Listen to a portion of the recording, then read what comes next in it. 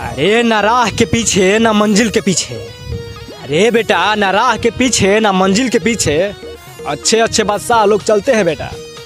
अरे अच्छे अच्छे बादशाह लोग चलते हैं बेटा जादू जी के पीछे।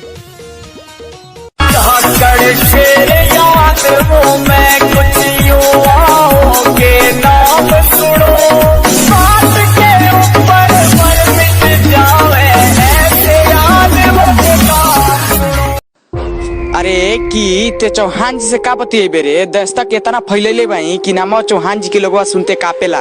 अरे कि शेरो हमरा सामने आवेला ना त दहाड़ला से पहले हाफेला और ही कुछ सुनबे कि बुझा गई।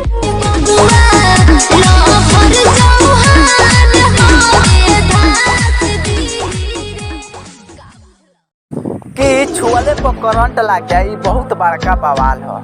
कि छुअले पर करंट लग जाई बहुत बड़का बवाल हो।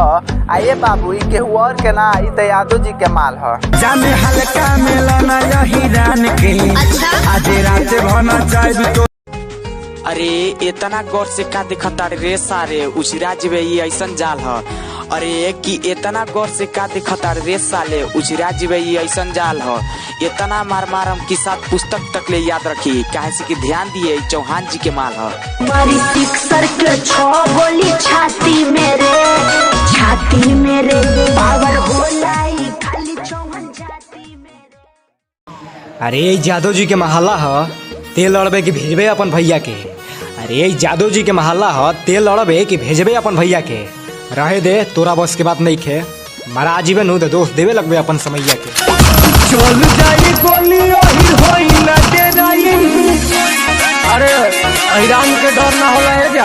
अरे चल जाई गोली ओही होई ना डेराई तोरा घर के गोली से टांग के ले आई।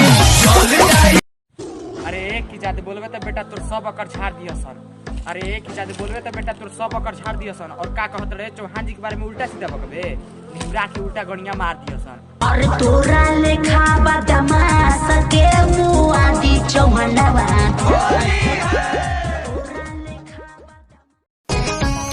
कैसा लगा एक बार जरूर बताना।